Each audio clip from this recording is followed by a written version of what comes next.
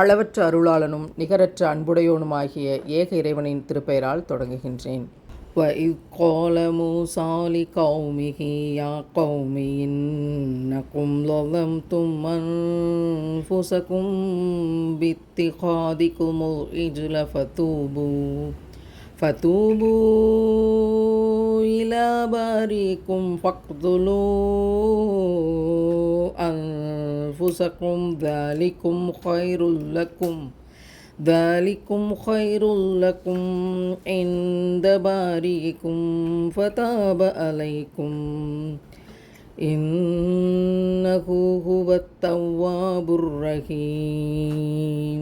மூசா தன் சமூகத்தாரை நோக்கி, என் சமூகத்தாரே, நீங்கள் காளை கன்றை வணங்கியதற்காக எடுத்துக்கொண்டதன் மூலம் உங்களுக்கு நீங்களே அக்கிரமம் செய்து கொண்டீர்கள். ஆகவே உங்களை படைத்தவனிடம் பாவ மன்னிப்பு கோருங்கள். உங்களை நீங்களே மாய்த்து கொள்ளுங்கள். அதுவே உங்களை படைத்தவனிடம் உங்களுக்கு நற்பலன் அளிப்பதாகும் என்று கூறினார். அவ்வாறே நீங்கள் செய்ததனால் அவன் உங்களை மன்னித்தான் என்பதையும் நினைவு கூறுங்கள்.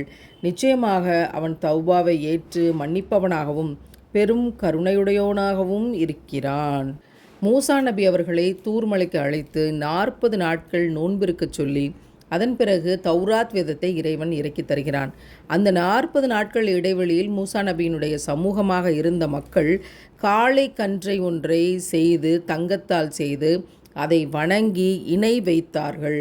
திருக்குரானில் பல இடங்களிலும் இறைவன் சொல்லக்கூடிய செய்தி என்னவென்றால், இணை வைப்பை நான் ஒருபோதும் மன்னிக்க மாட்டேன். இறைவனுக்கு இணையாக ஒரு காளை கன்றையோ விலங்குகளையோ மனிதர்களையோ மரணித்த மனிதர்களையோ யாராக இருந்தாலும் சரி, வழிபாடு என்பது அவர்களுக்கு செய்துவிட்டால் அந்த இடத்தில் இறைவனுக்கு இணை வைத்ததாக ஆகிவிட்டது. நான் இணை வைப்பதை மன்னிக்கவே மாட்டேன் என்று இறைவன் இப்படி சொல்லுகிறான். மூசா நபியினுடைய சமூகம் காளை கன்றை வைத்து வணங்கி வழிகேட்டுக்கு இணை வைப்புக்கு தங்களை தாங்களே ஏற்படுத்தி கொண்டார்கள். எனவே இறைவன் என்ன சொல்கிறான் என்றால், கட்டளையிடுகிறான், உங்களை நீங்களே மாய்த்து கொள்ளுங்கள். இதுதான் தண்டனை. இந்த உலகத்திலேயே பாவ மன்னிப்பை பெற்றுவிடுங்கள், மறு உலகத்தில் உங்களுக்கு நான் நன்மை தருகிறேன் என்று சொன்ன பிறகு மூசா நபி தன்னுடைய சமூகத்திற்கு யாரெல்லாம் காளை கன்றை வழிபட்டார்கள், யாரெல்லாம் வழிபடாமல் இருந்தார்கள், இருவரும் ஒருவரை ஒருவர் மாய்த்து கொள்ளுங்கள் என்று சொன்னபோது அப்படியே அவர்கள் அந்த கட்டளை ஏற்று ஒருவரை ஒருவர் மாய்த்து கொண்டார்கள்.